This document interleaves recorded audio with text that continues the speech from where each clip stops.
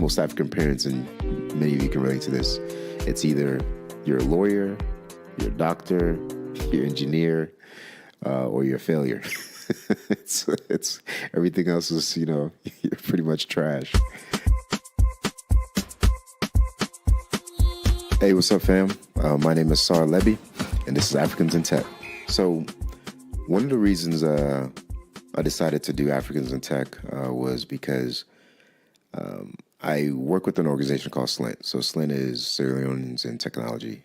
Basically, it's a tech company that focuses on helping develop tech talent in Sierra Leone. We saw a lot of missing gaps, through sort of like that analysis and some of the work that we were doing and still doing right now. And working with a lot of individuals who are trying to get into tech and trying to get into that space. We saw a lot of things that we knew were missing. And I felt like this was the right opportune time to sort of like talk about just our journeys to get into tech and share that, because a lot of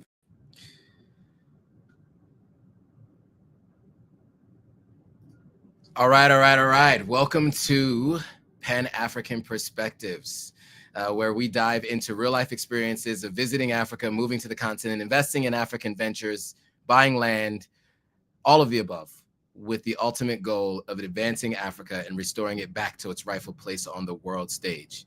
Our mission is to support an independent Africa and empower African people on the continent and in the diaspora. So whether you're currently in Africa, you've recently migrated from the continent of Africa, if you consider yourself a foundational Black American, this live stream's for you. I'm Joe Hatago. For those of you who don't know, I'm your host, and I'm the founder of Authentic African. Each week, I'll share my experiences living, traveling, and investing in Africa, which also is what I do with the platform.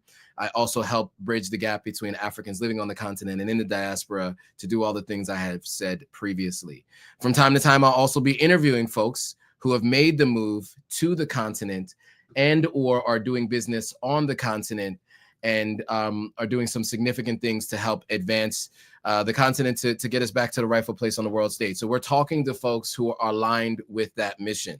And so you got that intro. That was Sahr Lebbie. I am going to give you a little bit of an intro before I bring him on. While I go in to give that intro, for those of you who are watching, can you let us know where you're watching from? And can you let me know that you can hear me? So give me a thumbs up in the chat and type in the comments or in the chat where you are watching from. And then I will pull up my intro on Sahr because I think it's a really good one. So I want to make sure I get it right. So so just so you guys know, I just came back from Atlanta, Georgia yesterday, where Sahr interviewed me for his platform. And so now I'm returning the favor and I am interviewing him. He has a lot of interesting stuff going on, and I'm really proud of what he's doing. I'm excited to share his story with you guys. So a little bit about Sahr. So he's a Sierra Leonean husband and father based in Atlanta, Georgia. As I just mentioned, I just came back from there. He works as a Splunk principal engineer with his company Open Path LLC, which is a small business focused on government and commercial contracting. So Sahr has been in tech space for over 10 years. He started with his background in building basic websites and then jumped into Linux. And since then has been focusing on Splunk, DevSecOps, and SRE type work. He'll explain all of that, what that means. Those are acronyms that I don't understand. But Sahr is also passionate about helping Africans grow in the tech space. He started a podcast called Africans in Tech, which focuses on bridging the gaps between technologists focused on developing Africa. Again, there's the alignment, as you can see. And so in his spare time, he loves to travel. He's a huge sports fan. He went to the Olympics in France this past year. And he also went to the Super Bowl and hopes to attend all major sporting events. So Africans in Tech, just so we can give you a little bit of a background on what that is a podcast dedicated to connecting and empowering African tech professionals across the globe. So here he shares his knowledge or their knowledge, insights, and unique experiences from diverse tech domains to tackle unique challenges facing the continent. So the podcast is for everyone or anyone interested in learning more about the tech space, but also for seasoned technologists. So he's hoping to foster the network or a network where folks can collaborate on public and private ventures for the benefit of Africa, regardless of ethnicity or race of course, we focus on those who care about the continent of Africa, and so and of course that's who he's had mostly so far. So with that, let me bring on Sahr. Sahr, what is up? How you doing, man? Chilling, bro. A long time no see. I was gonna say, long time no see. Less than 24 hours ago. Right, man. I was just right next to you where you are sitting currently. Yep. So sorry, I mean, I did a little bit of an intro to who you are and to what you're doing. But you know, is there anything you want to add in terms of, you know, as Africans in tech, and the podcast itself, just so those who are listening and who are interested in hearing from technologists, who are focused on Africa and public and private partnerships. Anything you want to add that I didn't already mention? No, I think you covered most of it. The only thing I would say is the podcast is new. At the end of the day, the reason why I started the podcast, which we'll probably get into a little bit more, is just to talk about technologies which are being used in many different African countries, that we see great benefits in, and that can be transferred across the different nations. So, for instance, if there's something that's being done in Ghana that can translate to Sierra Leone, that's what we're hoping to bridge towards. And then similarly, if there's something like being done in Rwanda, South Africa, those countries that we typically say is a little bit more advanced, then I use Sierra Leone because that's where I'm from. Yep. We want to be able to replicate those same things there, in those countries, and then just share network. Like there's some brilliant people from Sierra Leone that may not necessarily have the opportunities that others have in different nations. And our hope is to be able to bridge the gaps there. And again, I'm talking about Sierra Leone, but we're focused on the entire continent. So yeah, that's it, man. Yeah, that's a good point to make that point. And you know, I love what you're doing and what you're working on, and it was a great conversation. We went for about 2 hours yesterday, so I wish you the best of luck editing that thing. You know, I like to talk, as everybody who's watching knows. But you know, it was a great conversation, and I'm glad we got a chance to do it. And I'm looking forward to for us to be working behind the scenes and doing more things and collaborating on things outside of just, you know, doing content, because what you're doing, I think, is really incredible. So before we kind of get into the Africans in Tech podcast, we can talk a little bit more about Slint too. I do want to kind of get a little bit of your background, right? So, you know, you and I have talked about going back and forth to Sierra Leone, but I always think it's important for people to kind of understand, you know, the mindset of the folks that are on here who've been going back and forth and what that's looked like for them throughout the years and how we get to this place. So can we start with just where were you born and where were you raised? Oh, great question. So born in Lungay, and for the most part, I was raised all over Sierra Leone. I'm Kono Bobo, so I was in Kono for quite a bit of time. But I was there for, I think, up to 3 years, and then I moved to Calabar Town, and then from there I stayed for like maybe a year. I went to Gambia for like, I think, another year or so, and this is like all before actually before 8 years old, and I went to Gambia for like a year or so, and then after coming back from Gambia, I did some schooling, went back to Kano for a little bit, and then my dad came and got me. He was in the States with my mom, and since then, I've been raised in the States. My dad was military. And when I say States, United States, of course, my dad's in the military. So we kind of moved all around the States. So I don't necessarily have like a specific state, I would say, that I was raised in. I'm a military brat. I went to Germany for a bit. We went to England. Been in France when I was younger. I was pretty much all over, man. So that's kind of from the race portion. That's I guess a bit about me there. Yeah. Anything else that I may have missed? No, I mean, I think you covered it. So you mentioned something, and this is something that doesn't get talked about a lot, right? The idea of your parents coming to America before you do. Yeah. And so what was that? I mean, you were 8, so I don't know how many core memories you have before that time.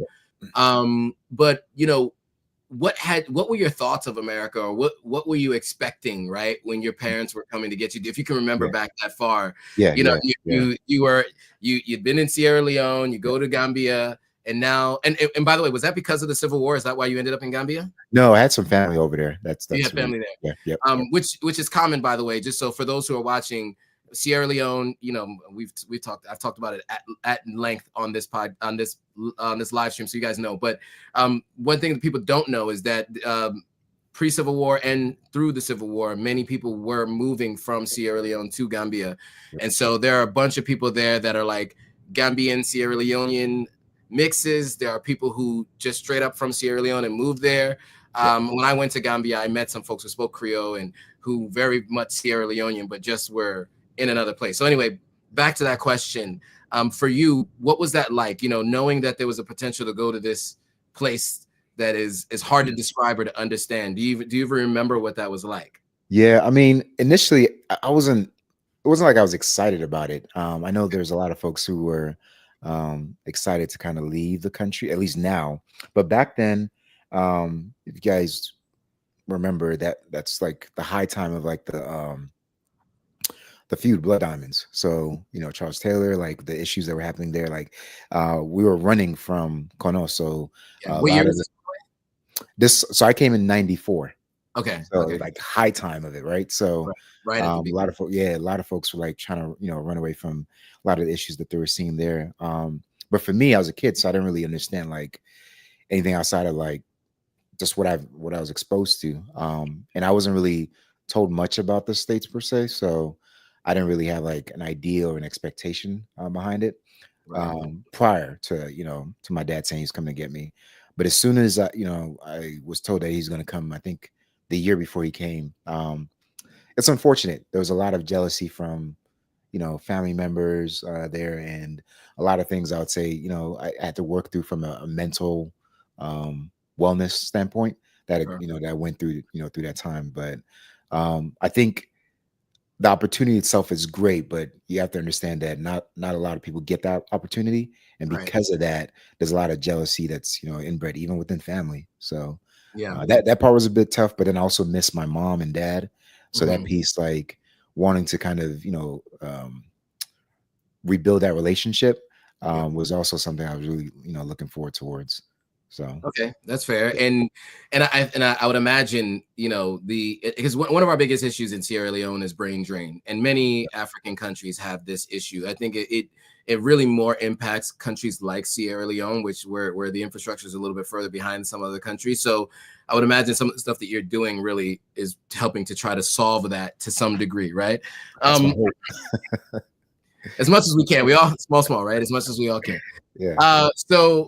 Okay, so you come to the States, you move around, military brat. Where'd you go to school for, post-secondary education, college education, and what did you study? So, really good question. I'm gonna just step back a bit because I don't think I addressed this piece in your last question. Yeah. When I got in the States, the one thing I was looking forward towards was skyscrapers. That's like the big thing for me. So we transited through New York, and when I saw skyscrapers, and I was a village boy, a village boy. So so when I saw like the skyscrapers in New York, I was like, oh my god, it was amazing for me. And I think even when I talk about this now on my podcast, like just the idea of like technology and like them humans being able to build this was like amazing to me. Until this day, I still marvel like at some of the things that we're able to develop. So that stuck with me. And I think the more and more I've got into like my career, and we'll talk about this later, it started making a lot more sense in terms of like how I transition naturally into this space. But getting into your question, like post-secondary and whatnot. So I went to school, high school, and middle school and elementary school, all over the place, because of military, right? And I settled in Maryland in 2001. Yeah, 2001-ish. We moved here because I have a younger brother. He's blind. So one of the reasons we moved to Maryland was because they had was it Walter Reed? Yeah, I think it's Walter Reed's the name of the hospital there. They have a really good hospital that and then John Hopkins as well. They have a really good hospital that deals with like ophthalmologists and like just eye surgery in general. So we moved there because they had a trial program that could possibly help with my brother's eyesight. He has a ROP, retinopathy of prematurity, and they had the ability to fix his eyes. So we moved there in the hopes of that. So we're still working through that, but that's where I went to school at. I went to University of Maryland. Shout out to Terps. I went to University of Maryland for undergrad, and I went to grad school, Salisbury University, which is also in Maryland. In terms of studies, I did kinesiology in undergrad, and I did cardiopulmonary rehabilitation, which it's just a big fancy word for stress testing Yeah. for grad school. And then the hope was to be like a surgeon or whatever, but or PT. Wanted to go either route, but I found out I was pretty good in tech, and just kind of pivoted that way. So let's talk about that. So how did you make the pivot, right? So you were in that clip that we showed earlier, you talked about that, right? Doctor, lawyer, engineer. So Yep. you still one of the three, right? So Right. you kind of pivoted from one to the other. Yeah. So how did that happen? You said you found that you were pretty good in tech. How did you get from the the medical field over Yeah. to the engineering field? Yeah. Fantastic question, man. So I think for me, I'd always like dabbled in tech, like because my mom refused to learn anything that was like technical. It's like you're not me computer man. Now you Sounds savvy. familiar. Sounds So familiar. like as long as you knew how to go to google.com, you were the automatic representative in terms of like the tech person there. So Right. my mom used to ask me like all sorts of like technical questions about like how does this work, how does that work, and it was like simple stuff. It's like how do I pay this online, how do I go to this site, how do Excel, like simple stuff like that. Right. So I dabbled and I researched. I would Google stuff and how to do it, and I literally like follow the steps, and then I learned how to do it. So then it was like building websites. So I used to have a nonprofit called Hokma, which I forget honestly the name, which is terrible, but it's basically like to give back. It's I think it's a Greek word for like giving back. It'll come to me probably later, but I built the website to basically give back, and it ended up being I think Sierra Leone Sustainable Something Foundation, which was just it was a thing I decided to do in grad school, just giving back to like Sierra Leone. I did a nonprofit where I would just collect a bunch of like items, toys, clothes, things like that, and I give back to the children. And my church at the time used to help me to do that a lot. Shout out to FNF. So this was stuff I was learning as I went and as I grew, and I was learning it on my own. It wasn't like I didn't have the money at the time to pay anybody to do it. So it's like if you don't have the money, learn and do yourself. So that's kind of how I started, like really finding out I can learn and pick up these things. And then I worked as a graduate assistant as well, and there were some technologies that my professor at the time didn't know how to deal with. So he was like, "Hey, can you figure out how the Polar watches?" I don't know if you guys remember, like the Polar watches when you used to run, yeah, it's like a heart monitor, and you Right. used to have the watch as well that they used to kind of keep gauge of like heartbeat per minute and things like that. So I used to like configure those things for all the students as a graduate assistant.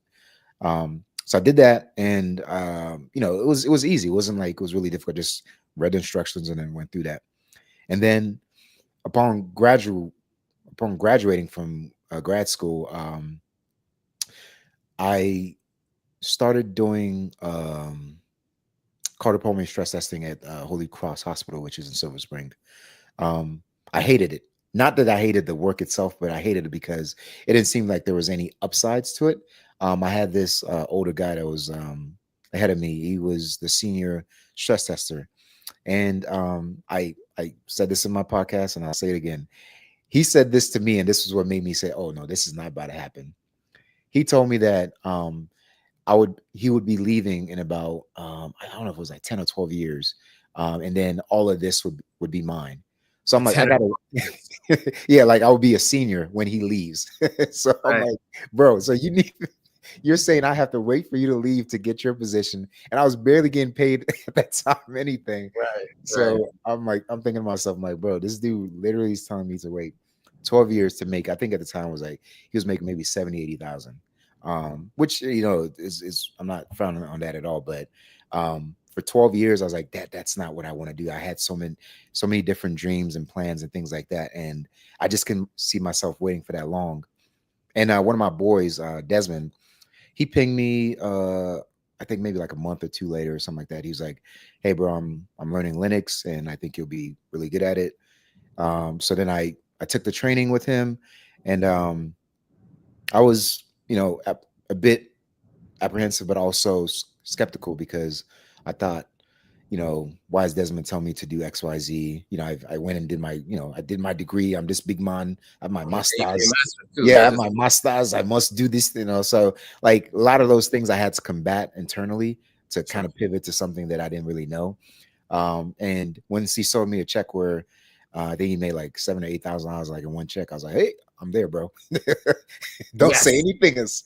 Don't say anything else, bro. So then I Yes. took I took the boot camp, and I did a bunch of interviews. I failed a bunch of interviews, but I only landed the one that I needed, and you know, history's there. This is So history. yeah, man. Okay, cool. So, and so you said something there, and I thought, I think it's important, right? That, you earlier said that you were pretty technically inclined, Yep, and you did some work in your graduate studies, right? yep, As a grad student. But what I hear a lot is, there's all these different podcasts and YouTube channels about people who are making the pivot to tech, right? Black people in tech. yep. And they do these street interviews at these different events, right? And they'll Yeah, be yeah, like, yeah, yeah, what'd you do before? What do you do now? How much do you make? And everybody just throws out these crazy numbers. yeah, yep, yep. But like I look at that and I say to myself, I don't want to have limiting beliefs in myself, but I know that that's not where I think I excel, right? Mhm. In terms Yep. of, Linux, reading code and coding. Um, what are your thoughts on people who want to make that change, want to work in that remote world, Mhm. um, and still want to work in the kind of space that you're in, but maybe are more customer facing? Someone like myself who loves to talk, but Yep. isn't like as great at the programming language, etc. Is there a space for folks like that? Because I only see people taking boot camps. I Yep. don't hear anything about folks doing some of the other soft skills that are required for like client communication. And we'll get back to your story, but Yep. I want to ask that question because I think Yep. it's an important one. And since you're in the space and you talk to people, Yep. it may be good for people who are listening to hear about that a little bit. Absolutely. So we did an interview maybe 2, 3 weeks ago with a program manager at Google. Shout out to Jaya. Um, she is her background is in Jay, don't kill me. I hope I get this right. Is in recruiting. Okay. So uh, non-technical at all, but recruiting. But she was really good in terms of like recruiting. So um, Google called her up to be a recruiter for them, and eventually she migrated to the program management space where she's a little bit technical, but not still not in the weeds of it. But there's so many different opportunities in the tech space that have very little to do with actually touching any code at all. Hmm. And I think that's a lot of like the misunderstanding or misnomers about like the tech space itself, like Yeah. where if you get in the space all you have to do or you need to absolutely know how to code. That is untrue. There's so many positions where it's more about managing people and Hmm. managing expectations, building products itself, that deals a lot more with the soft skills than it does with any technical or hard skills at all. And a lot of those individuals are people that like to talk to other people, that like to interact, that like to build things and see things progress and mature. Right. Um, I'm a person where, it's weird because we're doing this podcast. I'm in a podcast space. Sure. In the technical terms, I don't like to talk to people. Right. Right. I like to literally just code and just focus on the work. I hate meetings, but I like to talk about things of value, of substance. That's kind of why I started the African Tech piece. But outside of that, when it comes to the tech space, I don't really like, I just want to build a product itself. Yep. But there are individuals who excel at that, who are really good at that, and who really want to focus on that, and they get paid really, really well.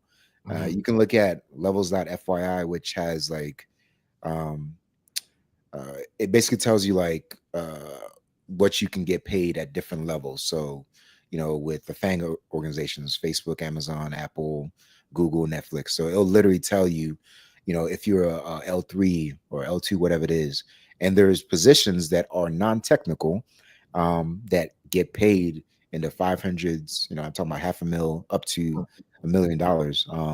But at the end of the day, you need to know what you're doing. You need to know how to do it really well, and you'll get compensated well for it. So I hope that answers it a bit, bro. It does. It does answer the question. I mean, and obviously, I work in tech technically, but I am I have soft skills, and But I think it's always important for people to hear that from another perspective. So okay, so you took this Linux course. You went on a bunch of job interviews. You said you failed at a bunch, but all you needed was that one. Yep. And that kind of led you to eventually getting to OpenPath, right? Yep. Can you talk a little bit about what you do with OpenPath, and then we can get into the Africans in Tech. But I want to talk about OpenPath a little bit, because I want people to hear about what you're doing, because I think it's really important to kind of hear. First of all, you're an entrepreneur, right? You are the master of your own domain. You went from wanting to be, I guess, do stress testing to which didn't seem like it had a lot of upward mobility, right. To now having your own business. You have multiple properties, a lot of stuff you have going on outside of your day job, or your company. But I'd love to talk a little bit about OpenPath. What led you to starting OpenPath, and what do you do? Yep. So to answer that question, I'm going to take it back a bit and talk about like sort of the journey, right? So I'm a Splunk engineer. So a lot of people who don't know what Splunk is, it's basically a tool that allows you to pick up a bunch of data and you make sense of that data. That's the easiest way to explain it.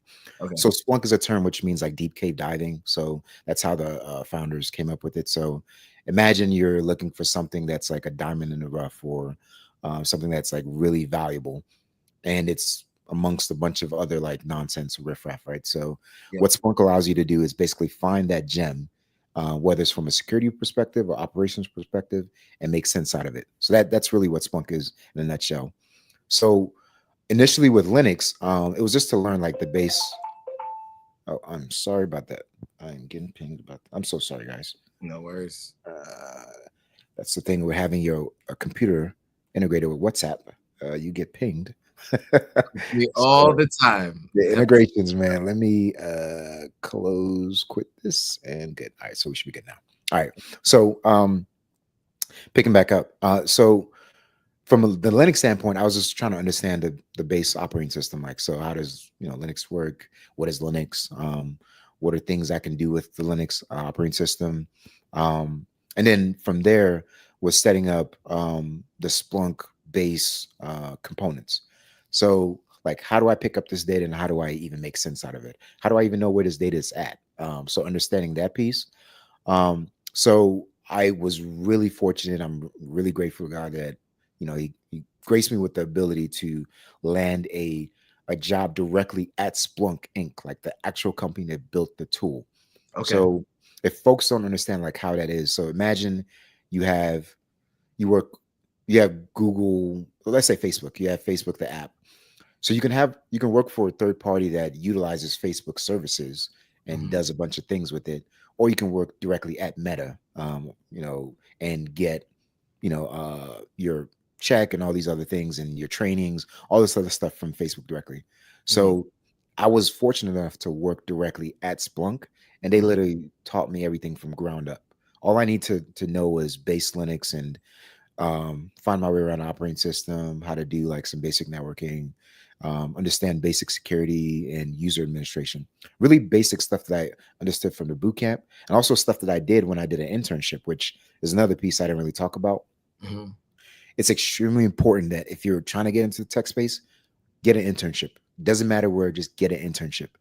Hands-on is the way to go. Like the theoretical, there's a bunch of people graduating now to have the theoretical knowledge. Having the hands-on is what's going to set you apart, and being able to talk to it to a point where you can eloquently speak about it, and then also speak about it from experience. That's what, when I interview candidates, that's what I want to hear, that you've actually done this, not that, oh, I think this can do that. No one cares about that. Like, there's a bunch of people that can think about that by reading a document. It's like, oh, I've done this by literally practicing XYZ. That's what we want to hear. Yeah. So can I right there though, because you mentioned something I thought was really important in doing the interview. Doing the internship. Now, I think most people think about internships while you're in undergrad or in your master's degree program. Now, clearly you were already on a completely separate path Yep. when you got your master's degree program, when you did your master's. Yep. So how and when did you make time to do this internship as you're shifting careers, Yep. right, to move into this new space? Bro, I'm glad you're asking all these questions because I mean it's like little nuances and nuggets that I think a lot of folks don't hear, and it's needed because you have to understand that this journey to transitioning into any space, not just tech, any other space that you're unfamiliar with, there's going to be some sacrifice that have to be made. Sure. Mind you, I'm about to have my daughter. Married to my wife in 2014. I'm about to have my daughter. I graduated in 2013, married 2014. About to have my daughter in 2016. I transitioned. So my wife got pregnant, of course, 2015 ish, late, and then we're trying to figure out, what are the next steps, right? Right. Um, During that time, I had to make sacrifice of not spending time with my wife. Not, I'm newly married. I'm newly married, Mhm. and of course, I have family commitments. I also have my job. So, in terms of what that looked like, I was literally asking one of my friends. Shout out to Yanu.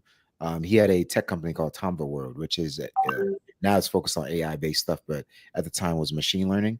I was just like, hey, bro, I know you got this company. Um, Please send me anything you want me to learn that you think I need to learn in the tech space, and I would do it. And that was literally what Yanu did. He basically said, look up Hadoop, look up um, MapReduce, look up, some database stuff, look up like just general stuff that he felt he knew about, and he felt as if like engineers need to know about. He would give me tasks to do around that. So that would literally be like my time off. Like, so I'm talking about like lunchtime. I'm talking about after my wife goes to sleep, sometimes till 1, 2 o'clock in the morning. That's kind of what I'm researching, like Googling and figuring out stuff and then practicing some of these things via like AWS, like EC2 instances.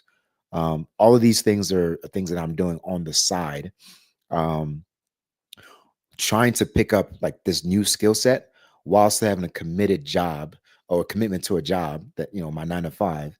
And it was difficult. I'm not going to lie to you. I did that for 3 months. It was really, really difficult. I would study from, let's say I spend time with my wife until like 9, and my wife, she's an early bird. And then from like 9 to like or 1 or 2 would be like my study time frame. And my superpower, as I call it, is I don't necessarily need a lot of sleep. I can go to sleep at like 2 in the morning, and I can get up at like 7 and still be well rested. That's like my superpower. That's what I always tell people like what sets me apart from other folks is like I don't necessarily need a lot of sleep, and because I understand that about myself, I utilize that to my strength to study, during those times when I have the free time. So I kind of went around, a lot of different topics there, but hopefully I answered it, bro. No, you did. And okay, so getting back on track to specifically how you got to Open Path. So let's because I do want to get to Africans in tech. Mhm. But I just think it's important to get this kind of a background because I think your story is interesting, and having to pivot and make those changes just for those who are listening, I think it's important. And I will also say too, the most upwardly mobile group in the United States tends to be immigrants or children of immigrants, right? And what you hear a lot from these folks are sacrifice, Yep. having seen another world, Yep. and seeing it as a privilege to live here. Yep. And so this story is a common theme you see through folks who've had that experience. And so that's why I wanted to spend some time on that. I know that's not specific to Africa for those who are all listening, but I think it's important because those are themes that you see from folks who are, like I said, children of immigrants or immigrants, right? So you yourself were born elsewhere, came to the United States. And this is why you've been able to move through the world the way you have, is I think because your background has a lot to do with that, in my opinion. So anyway, so Open Path, you get the job at Splunk. Mhm. You're there for a little while. Yep.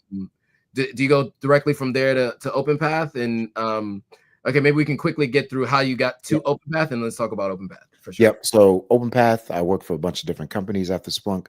Splunk asked me to stay with them This was in Virginia, but at the time I was like, no, I want to relocate down to Georgia, and since I'm in Georgia, um, just because of weather, and then we love to travel, as I mentioned, as you read in the bio, and then um, Atlanta, Florida, or Texas were like in the mix there. So I we chose Atlanta. We've been here since, and while in Atlanta, I've worked with like a bunch of different companies, work with MSPs, work with like banks, work with government institutions. And while doing a lot of those things, I started seeing my billet. So I was seeing what companies were paying for my services directly to work for them. But then I started comparing that to what I was getting paid. I was like, something is not jiving over here. So, as an example, one contract I saw, I was making, I think, like 100 an hour or something like that. So a lot of people are like, oh my gosh, you're making 100 an hour, so 200K, whatever. So I was like, yeah, but at the end of the day, it's like when I looked at the company that submitted me, and that's basically getting paid directly for my services, they were getting paid 250 an hour for my services to work directly for. Um, I don't want to name the company, but basically working at this client. So, So sorry to stop you there. Sorry to interrupt. So this is like what you talked about before, right? You can work at Splunk, or you can work at a company that Splunk works with. So in this case, there's a company that outsources certain work to mhm, this other company that you were working for. yep, When they bill them, you could see how much they were billing them for, and they were exactly. paying you 100 an hour. But if they can afford to pay you 100 an hour, Yep. how much were they billing that company for, right? And that's what you're Right. saying. You saw Yep. that and was like, why don't I just do it directly myself, right? Is that what? Exactly. Yep. Yep. Take out the middleman. So, Yeah. um, we'll use a really good example here. I mean, just I know viewers probably already get the picture, but let's say I work for Walmart. Walmart utilizes, let's say Walmart needs a Splunk engineer, and let's say another company called, you know, Ataga Foundation. They have a Splunk contract. So they hire me at $100 an hour, and then they get the services to charge Walmart whatever that agreement is for me to go work and do whatever the work that Walmart requires. So uh, your foundation is paying me $100 an hour to go do the work there, but then you guys are charging Walmart $250 to $400 an hour for my services.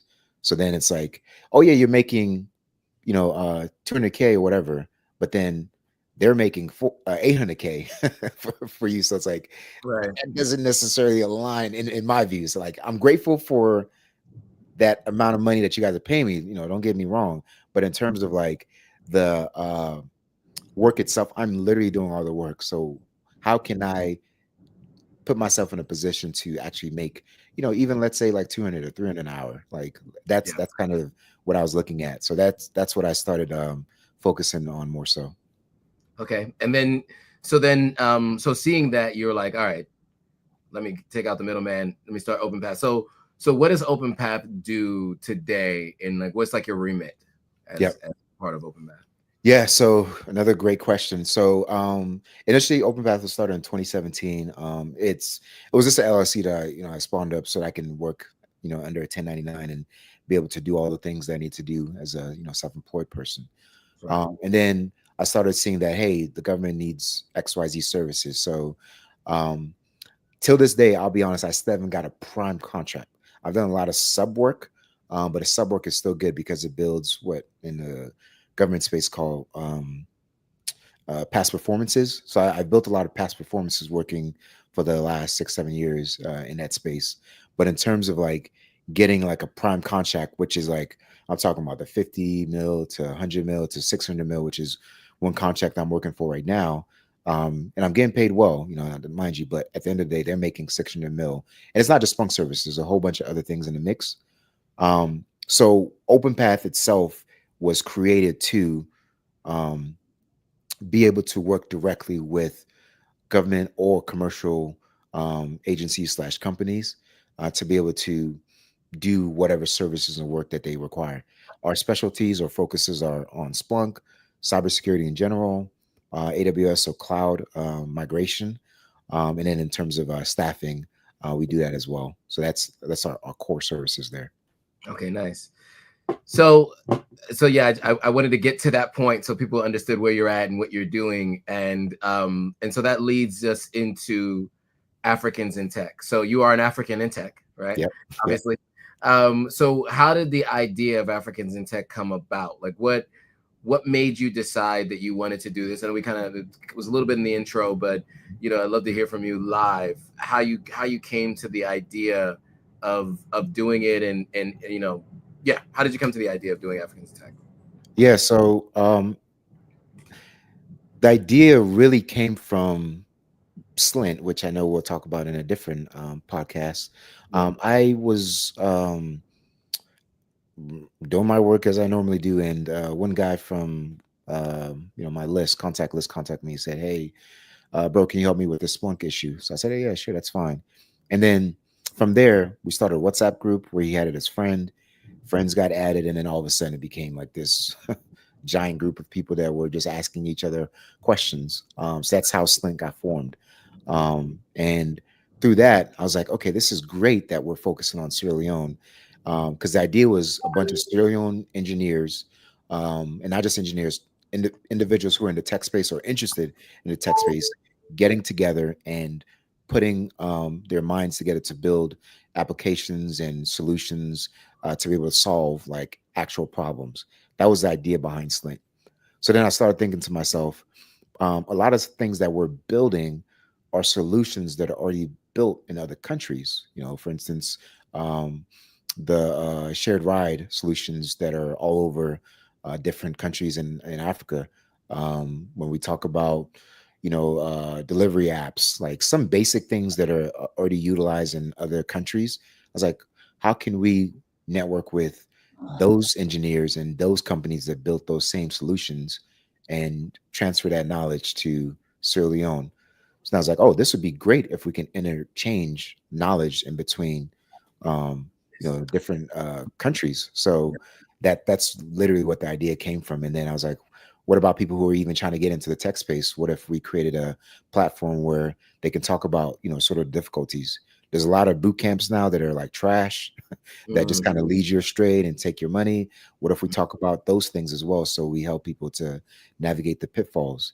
A lot of people who need help with upward mobility in terms of like getting like more pay into, in the space that they're at. If you're already in tech, a lot of people don't even know how to navigate that. They've been in the space for 5, 10 years, getting paid the same amount, or just getting like their annual, bonuses. They don't know if they move to another company, they can get like twice the pay that they receive because of their skills. Like different things like that that I think other races and communities are talking about, but yep. we don't necessarily have a space where we talk about that, especially in the African community. So yeah, that was the idea.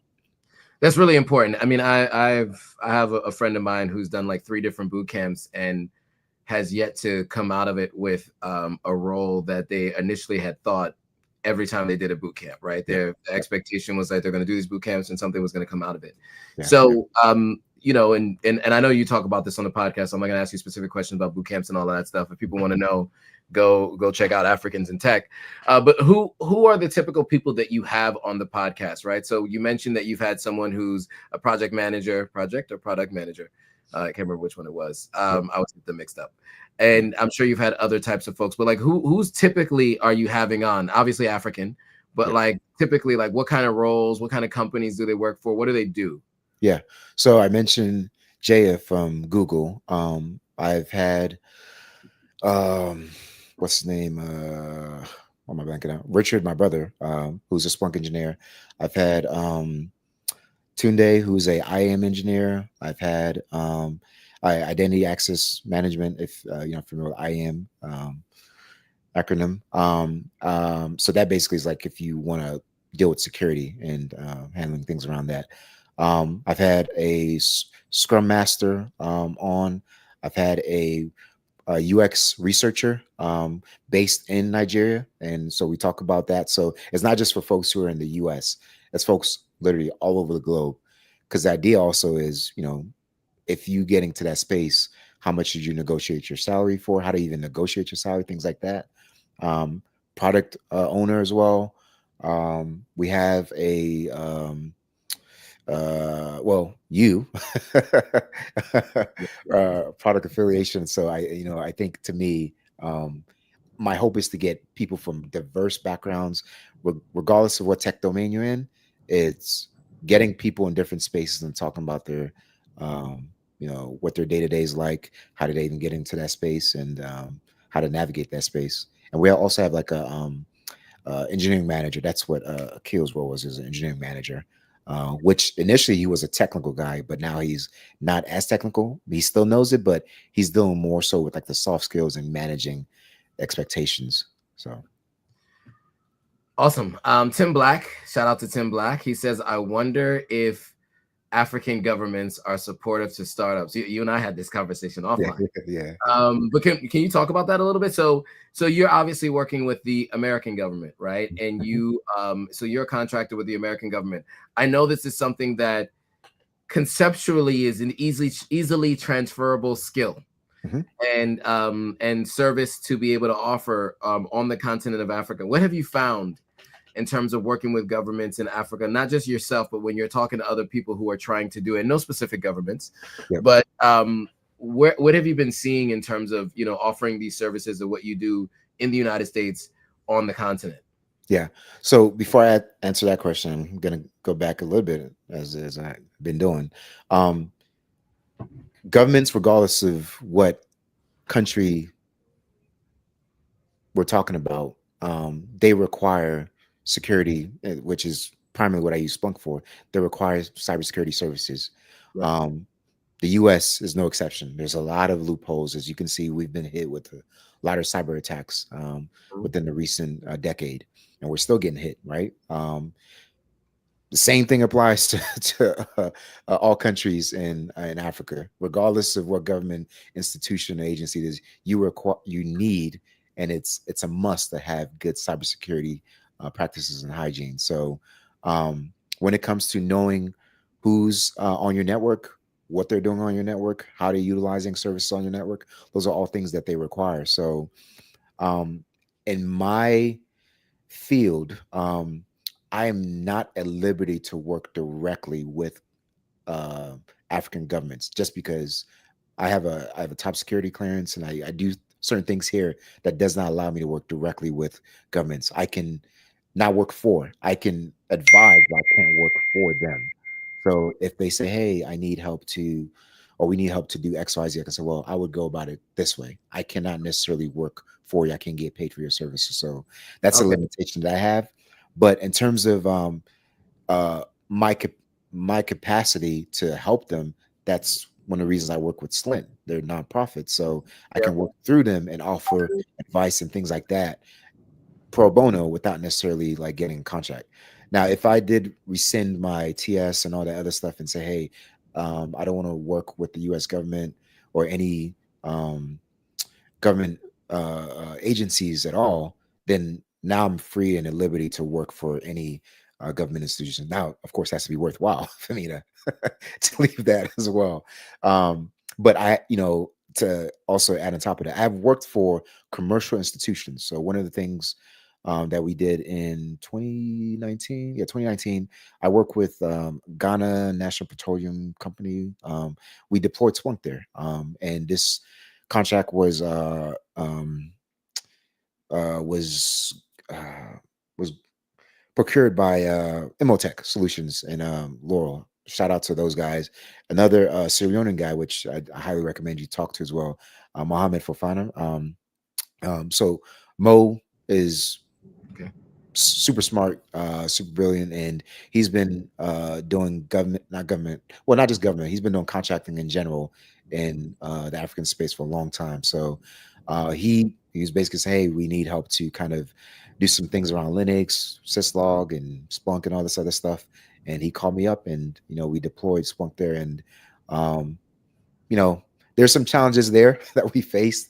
I'm Sure. talking in regards to payment and stuff like that, but eventually it did work out. But I do think that if GMPC can utilize that, there's a lot of other companies as well that can utilize the same services that we offer. So Okay.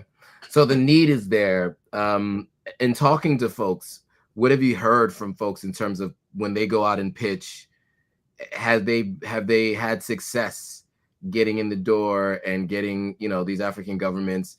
And what have you, because I know that there are people who are all trying to do what you're doing, who Yep. don't necessarily have high level security clearance in America, who can Yep. really go to the continent of Africa and do some things in the public sector. Have you seen some people having challenges there? What kind of challenges have you heard that other people have, right? Yeah. I think it's just interesting because I can imagine there are a bunch of people right now that are thinking, okay, I might go get Splunk, I might go learn Splunk, learn Linux, Yep. and now I'm going to start pitching African countries, right? Because everybody Yep. here who's thinking about Africa is like, what can I do on the continent, right? Yep. And I've heard people talk about these kinds of services that they want to outsource to local people on the continent. Yep. What have you heard that people have been running into trying to make those kinds of things happen? A mixture of different experiences. So, Okay. you know, going back to Mohammed and Imotech, so they've presented a bunch of solutions to different government agencies that have stolen their ideas, like literally have stolen their ideas and utilized it and implemented it, but not to the degree that it needs to be implemented. But so I've heard that a lot. It's happened to me as well. I've pitched some ideas, did some presentations that have been stolen. I've worked with different individuals who've deployed commercial products out there that have initially been received well, but then let's say, of course, with new administration, they come in, they yank, that service out, and they bring some other contractor that deploys it to half the degree that they've done it. Right. So I've heard those things, and then also from a barrier to entry standpoint, where you need, and I'm not kidding about this, you need a white person to literally be like your face of your company to Right. be accepted, to even be talked to, and it's things like that really bother me, because it's like we have a lot of qualified individuals from the continent, but yet we go with these Indian companies, we go with these Caucasian companies because of whatever false narratives that we've heard out there, because one, we're lazy to not do the research, or two, maybe because of kickbacks, which is another thing as well, where you may get a contract that's, let's say for instance, they give me a $2 million contract, then I may implement it, and with let's say services and products and all that stuff aside, cost me 500,000. So I would think my profit is 1.5, right? But it ends up being maybe 300,000, because you get shaved off the top having to pay XYZ folks. And for me, I'm personally not about that. So if there's anyone listening that says, hey, I want to hire Sahr or OpenPath to do XYZ, I'm not about kickback. So just don't waste your time. I'm not that guy. Right. But there's other folks that play the game, and it works for them. But just for me, that's not me. That's not my standard. If you ask me to do something, or OpenPath to do something, we'll quote you exactly what it's worth when I charge you a penny over. But at the end of the day, we're going to quote you for our services. And a lot of individuals in the government, even commercial space, unfortunately, it's a kickback society with a lot of the companies that they've dealt with. So, yeah. Yeah, it's unfortunate, and I wanted you to speak to that because I know these conversations happen a lot behind the scenes, and each country is different. But these are some of the things that kind of are themes throughout the continent, right? These are things that that I've heard from many different people doing a lot of different types of things. Especially the stealing of ideas. Yep. Right. They ask people to come in. They do an request for information or request for proposal. People come in. They show them what they what they recommend, and then they have somebody internally that says, "Oh, we can do this ourselves," and then they just basically take what you brought to them, and now I have the same issue you have. No worries. And so they take they say the same idea, and then just they try to implement it themselves. Yeah. So with that, back to Africans in Tech and just like the conversations that you're having, how often are you putting out the podcast? where can people find it? I know we're coming up on time a little, we're getting close to the end of time here. How often can people find it? Where can they find it? I know it's on Spotify, but yeah, where can they find it? And how often do you put out new episodes? Yeah. Thanks for asking that, man. So every 2 weeks, the podcast comes out. We actually got an episode. I think is going to be released either today or tomorrow, which is one of the reasons that I'm getting your advice there in terms of like being consistent. So it's every 2 weeks. We're looking to do it every week. So the only way to do that is to interview more people. So this is a plug to anyone who's in tech space and interested in kind of sharing your story, how you got into tech, some of the challenges, things like that. We'll love to interview you. The podcast is on YouTube. It's on, you can find clips on Instagram, Spotify. I think we also have it on what's the Apple thingy, Apple Pod. iTunes. Yeah, I think iTunes. Yeah, so I think you can find on there. I don't quote me on that. I think Jordan is doing that. She's my producer. I have not listened to it there yet. I've listened to it in other spaces, but yeah, that's where you can find it. And then in terms of like getting in contact with us, Africans in technology at gmail.com, or again, look at Africans _in _tech on Instagram, and just send a message, and we'll be in touch. Awesome. One last question for you. I have one more. Yeah, no worries, man. Any resources you can give to folks who are looking for work, right? What you're doing in government contracts. You just mentioned some numbers per hour that I'm sure eyes just started going wide, right? So I think everyone is looking for, I think we as a country are generally underemployed, right? Yeah. There's this talk about how employment is on the rise, regardless of who's in the administration, right? But the issue is that most people feel underemployed. Right. And you and I had a conversation about folks who find ways to work remotely, and some people do this thing where they work with multiple companies, and they're able to generate two different incomes, even though they're operating as one entity. And Right. so, I know you've known people who've done that, and I've known people who've done that as well. But I think this space is an interesting one to get into because cybersecurity is needed. And there's all kinds of soft skills and hard skills that are required to do these kinds of things. Yep. What resources would you give to people who are thinking, I want to try to get into that space? Maybe I have a master's degree in one thing in the healthcare field, especially all of us who are Africans. We have, I was even a biology major freshman year in college, which we never talked about during our podcast. It's a whole other thing. So that process, right? How does that happen? How does that work? So I keep doing this, but stepping back a bit, when I initially got my first job, I was making 42K or something like that. Sure. Which at the time was decent enough for me to survive off of. Not a lot living in Maryland, I tell you that, but it was good enough for me to survive and be married. That was good. My first gig that I got, I was making, I think, 85K. There's a lot of folks that got their first gig that were making six figures and more. Now, a lot of you may look at 85K like that's still a lot. I'll love to make that, which I agree. But I say that to say there's people that got in that were making more than me, and there are people that got in that were making less than me. At the end of the day, if you're transitioning to a new field, don't try to be picky. Focus on learning the skill set, focus on growing, focus on mastering your craft. I say this in my podcast and I say again, the money will come. If you're really good at what you're doing, people are going to find you and that money will come. If you're one of the best doctors, best engineers, best whatever, people are going to look for you because you're going to get recommended because you're really good at what you're doing. Similarly for me, I haven't had to job hunt in the last 6, 7 years, 8 years, whatever it is. Just because like I'm really good at what I'm doing and I've been recommended into other spaces a lot. And I'm grateful for that. But I put in a lot of work. I asked a lot of questions. I took extra tickets, in the tech space, you work based on the ticketing system. I took in extra tickets that I didn't have to do just so I can learn more stuff.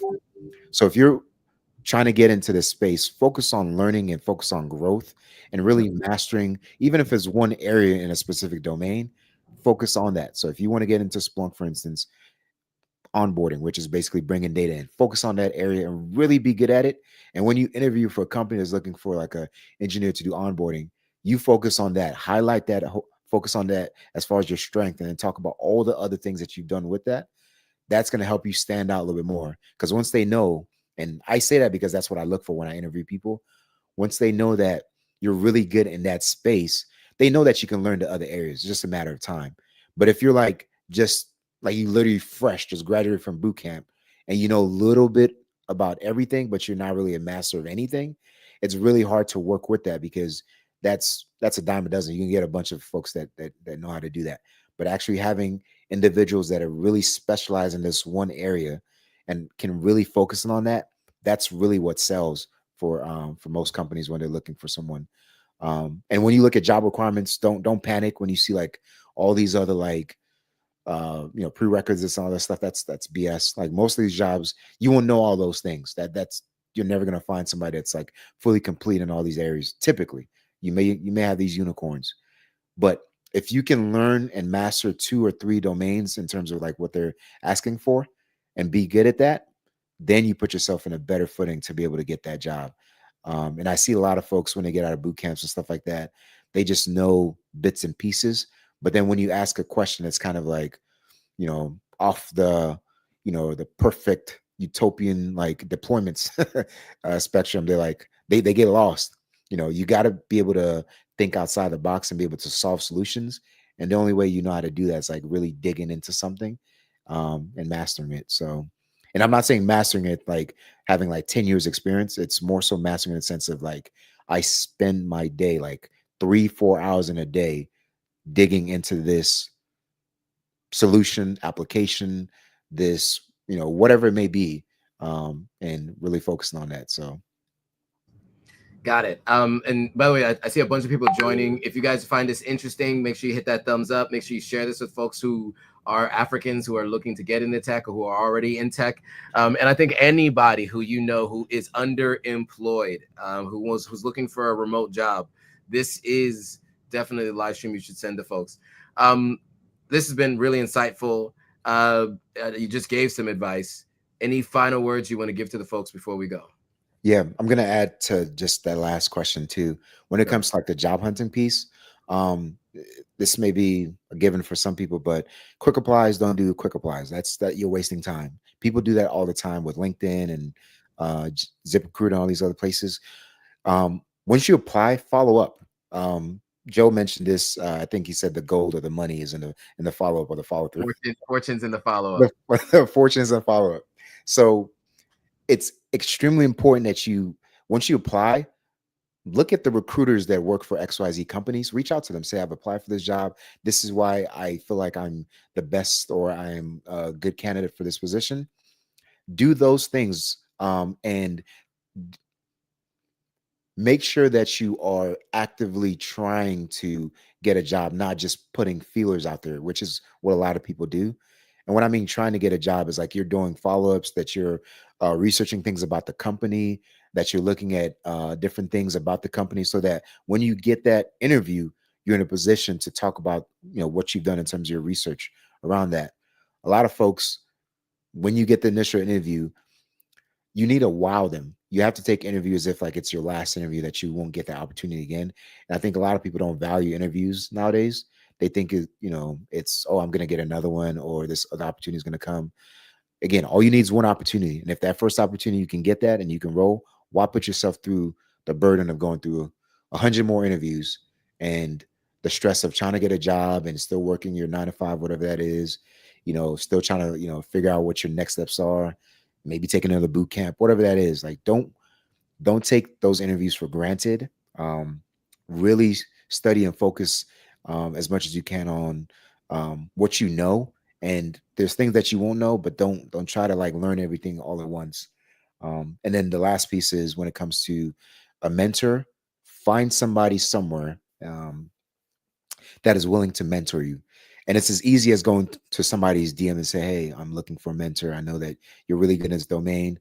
I don't really need a lot of like hand holding. I just need some direction. That's really what I need. And you can LinkedIn inbox somebody first connect with them and just inbox them, say, hey, can I get some advice on if I wanted to get into the space, what that looks like.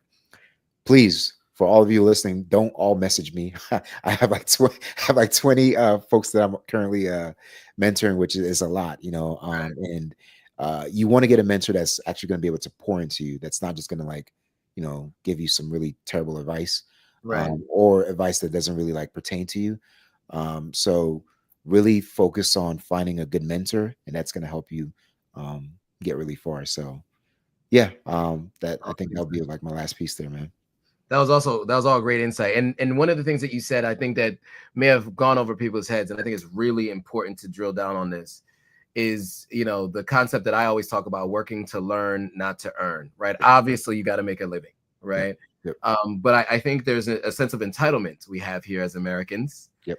or those of us who live in the States or in the West, and we have an expectation that, you know, I have all these degrees, this much experience, and I'm moving into a new career. I need to make this much.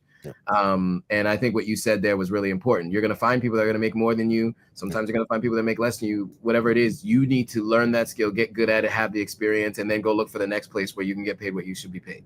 Exactly. I think that was a really important point, and I'm glad you mentioned that.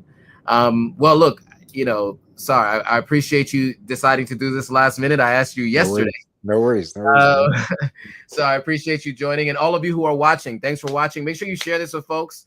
I know a bunch of you started joining late, so you know, I don't know if you guys know this, but if you hit the I think it's this way. If you hit this and go, no, it's this way. If you hit this and go back that to the, you could watch the live stream from the beginning.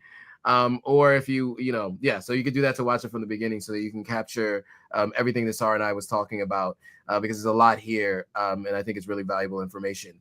Sorry, if you could stay on for just a second afterwards, after I end this stream, we can catch up a little bit.